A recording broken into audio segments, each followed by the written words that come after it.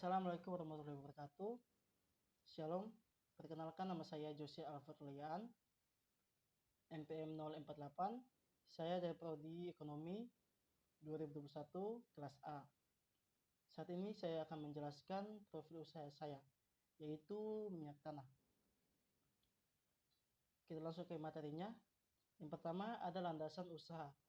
Nah, landasan usaha ini mempunyai tujuan usaha, yaitu tujuan dari usaha minyak tanah kami adalah untuk memenuhi kebutuhan pasar akan pasokan minyak tanah berkualitas tinggi.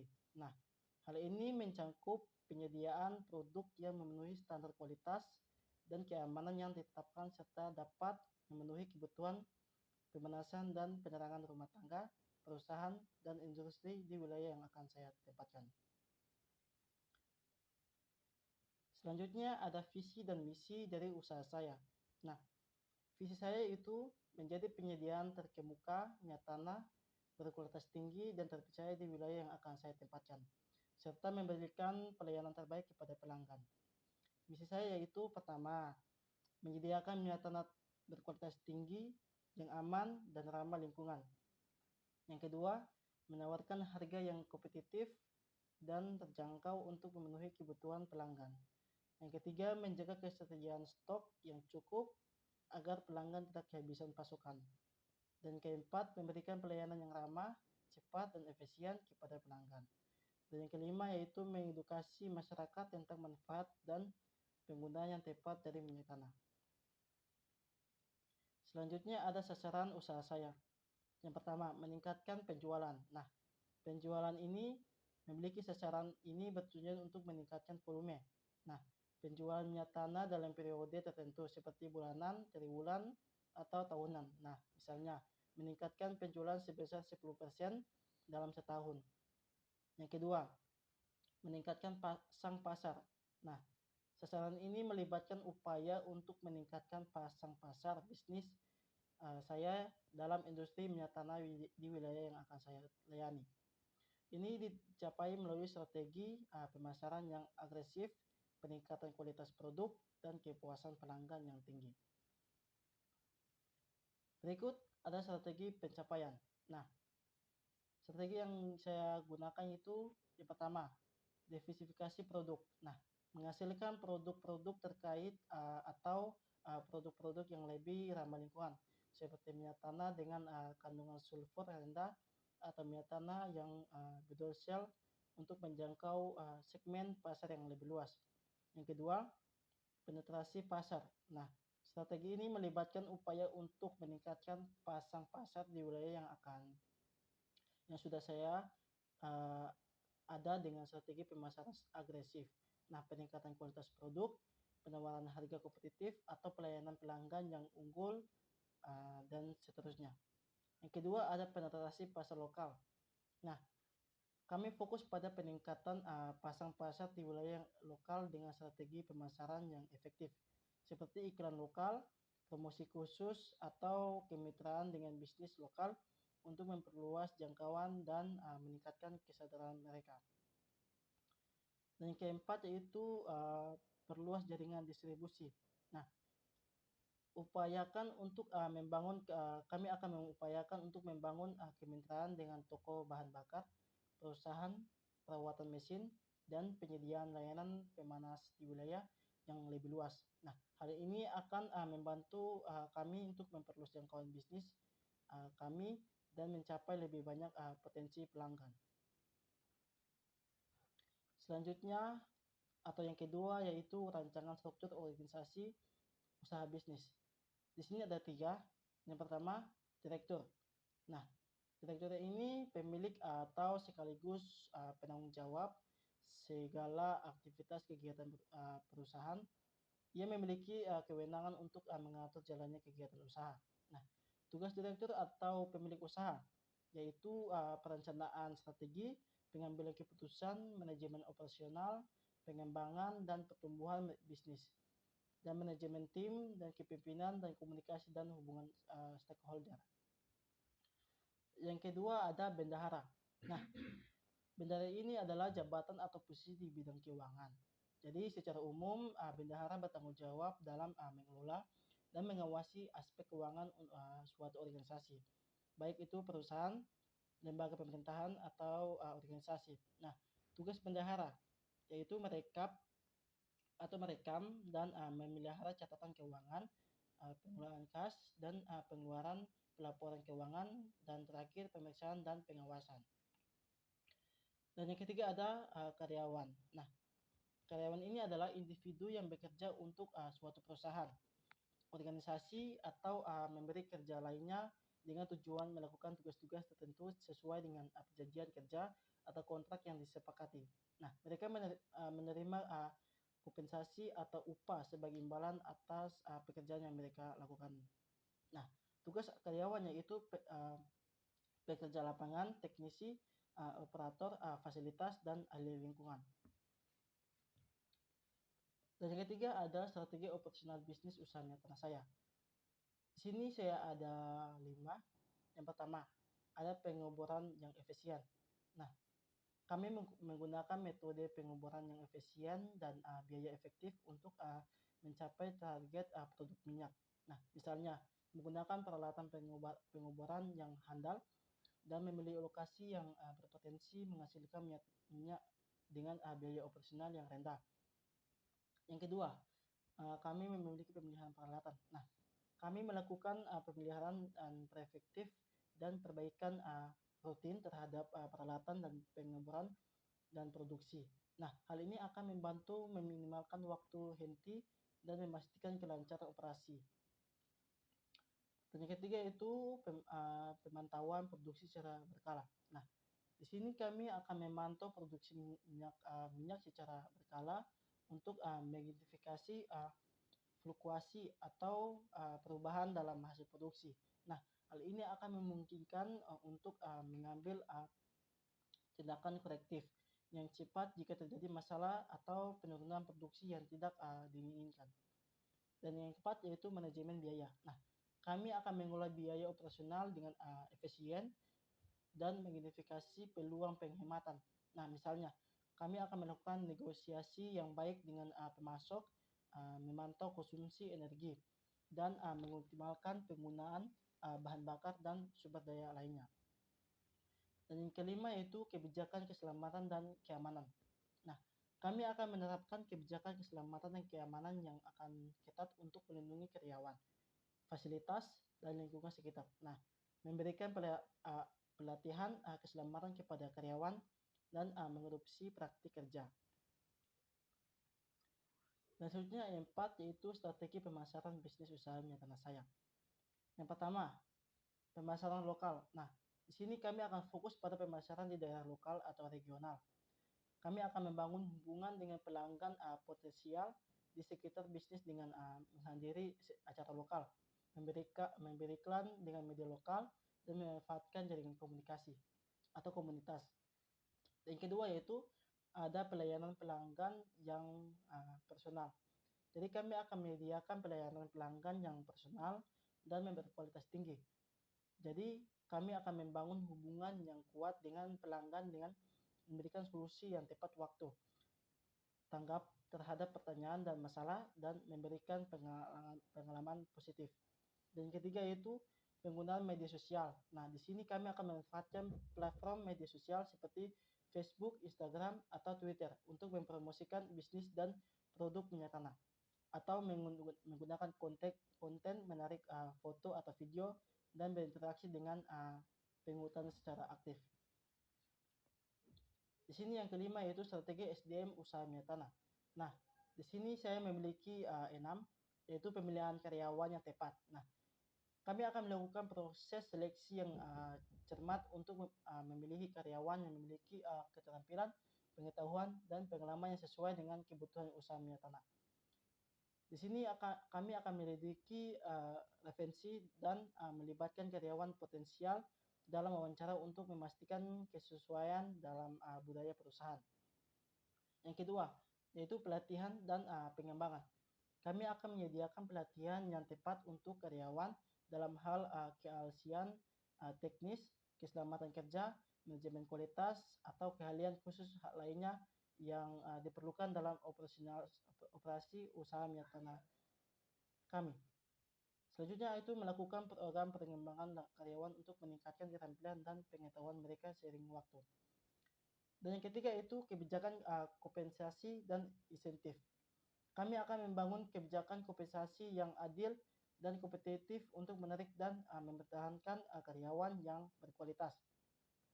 Menyediakan insentif seperti bonus kinerja atau program penghargaan untuk memotivasi karyawan yang mendorong kinerja yang baik.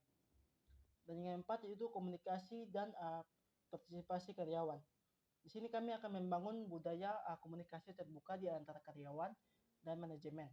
Nah, melibatkan karyawan dalam proses pengambilan keputusan dan memberikan kesempatan bagi mereka untuk memberikan masukan atau saran yang berharga untuk memperbaiki operasional.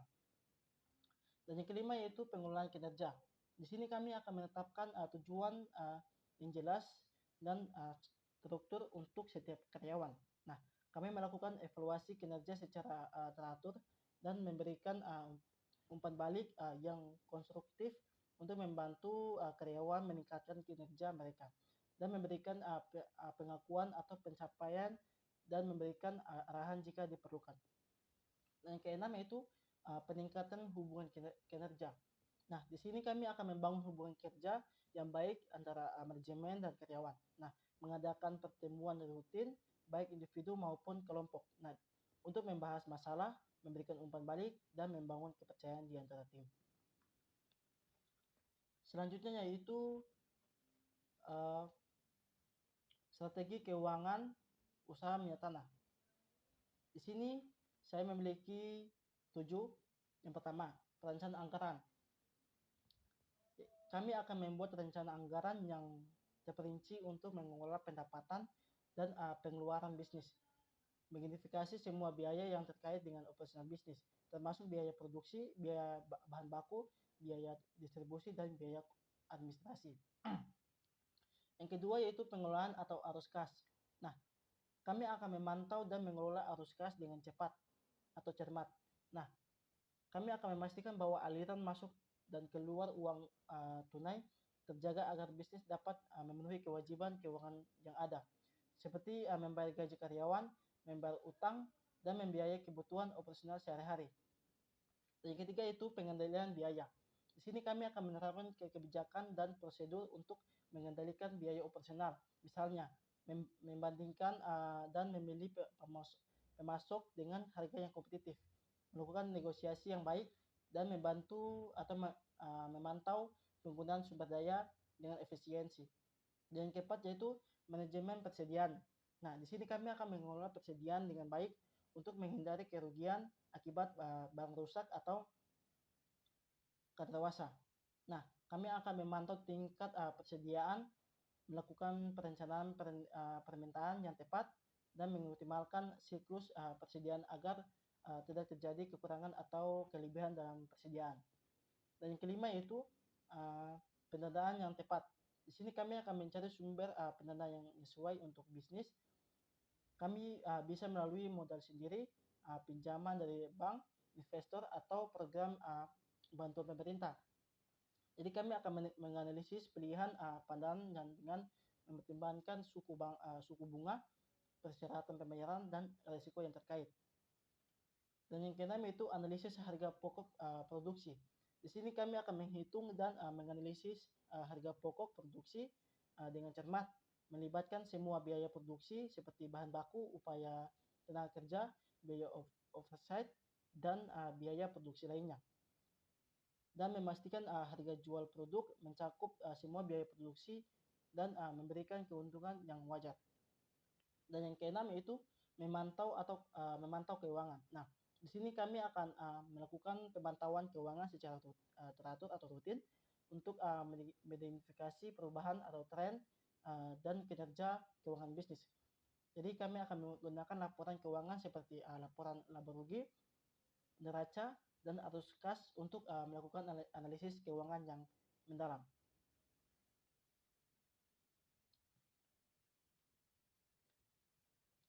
Dan yang ketujuh yaitu persiapan legalitas bisnis usaha minyak tanah. Di sini saya mempunyai 6. Yang pertama izin usaha.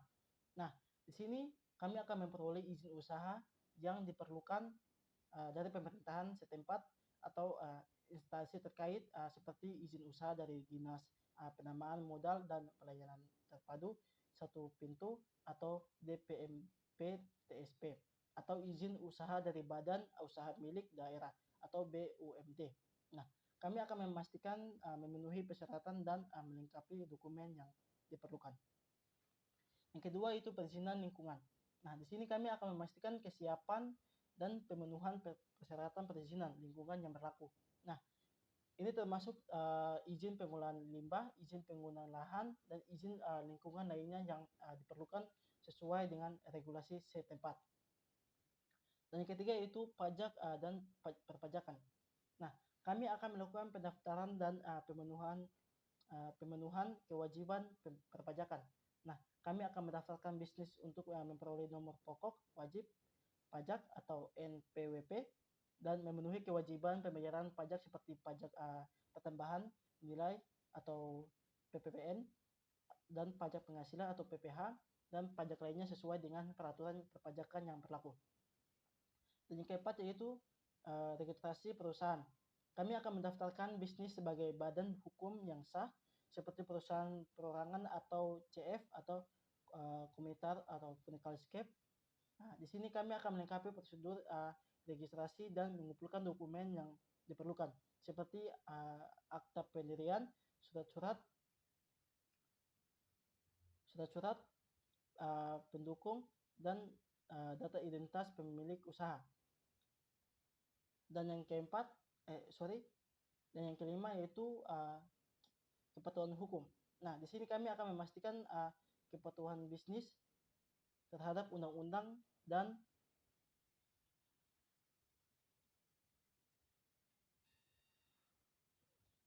di sini yang keenam kepatuhan hukum. Nah, kami akan memastikan kepatuhan bisnis terhadap undang-undang dan regulasi yang berlaku. Ini termasuk ketentuan terhadap hukum ketenagakerjaan atau kesehatan dan keselamatan kerja, perlindungan lingkungan, dan hukum lainnya yang relevan dengan operasi bisnis minyak tanah. Dan yang keenam yaitu kontrak dan perjanjian. Nah, di sini kami akan memastikan bahwa semua kontrak dan perjanjian yang terkait dengan bisnis seperti kontrak jual beli, kontrak sewa ataupun perjanjian kerjasama disusun dengan cermat dan memenuhi hukum yang berlaku. Jika diperlukan, kami akan konsultasikan dengan ahli hukum untuk memastikan kesesuaian dengan perlindungan kepentingan bisnis. Dan yang kedelapan yaitu strategi keunggulan kompetitif usaha minyak tanah. Di sini saya mempunyai 3. Yang pertama, diversifikasi produk. Nah, kami akan menawarkan beberapa produk minyak tanah dan turunannya seperti minyak tanah, bahan bakar diesel, pelumas atau produk-produk pelengkap lainnya. Jadi dengan ini kami akan menyediakan pilihan yang luas kepada pelanggan usaha kecil dan memenuhi beberapa kebutuhan konsumen dan meningkatkan daya tarik bisnis. Dan yang ketiga itu kualitas produk yang unggul. Di sini kami akan memastikan produk minyak tanah yang dijual memiliki kualitas yang unggul dibandingkan dengan pesaing. Nah, di sini kami menggunakan bahan baku berkualitas tinggi, mengikuti proses produksi yang ketat, dan manajemen kontrol kualitas yang baik untuk memastikan produk yang dihasilkan memenuhi atau melebihi standar industri. Dan yang ketiga yaitu layanan pelanggan yang superior. Nah, kami akan memberikan pelayanan yang memberikan pelayanan pelanggan yang unggul dan responsif, memberikan informasi yang jelas tentang produk, dan memberikan solusi yang memenuhi kebutuhan pelanggan dan menjaga komunikasi yang baik dengan pelanggan untuk membangun hubungan yang jangka panjang. Yang kesembilan yaitu strategi persaingan bisnis usaha minyak tanah. Nah, di sini saya mempunyai 3 lagi. Yang pertama, diversifikasi produk. Nah, kami akan menawarkan beragam produk minyak tanah dan turunannya seperti minyak tanah bahan bakar diesel, pelumas atau produk-produk pelengkap lainnya dengan menyediakan pilihan yang luas kepada pelanggan usaha kecil tapi memenuhi berbagai kebutuhan konsumen dan meningkatkan daya tarik bisnis. Dan yang kedua yaitu kualitas produk yang unggul. Nah, di sini kami akan memastikan produk minyak tanah yang dijual memiliki kualitas yang unggul dibandingkan dengan persaingin menggunakan bahan baku berkualitas tinggi dan mengikuti proses produksi yang ketat dan menjalankan kontrol kualitas yang baik untuk memastikan produk yang dihasilkan memenuhi atau melebihi standar industri. Yang ketiga yaitu layanan pelanggan yang superior. Nah, kami akan memberikan pelayanan pelanggan yang unggul dan responsif, memberikan informasi yang jelas tentang produk, memberikan solusi yang memenuhi kebutuhan pelanggan, dan menjaga komunikasi yang baik dengan pelanggan untuk membangun hubungan jangka panjang. Dan ke-10 yaitu bisnis era digital. Di sini saya memiliki 6. Yang pertama, pembangunan situs web. Nah, jadi kami akan membangun situs web yang profesional, responsif untuk memperkenalkan bisnis kami kepada pelanggan potensial.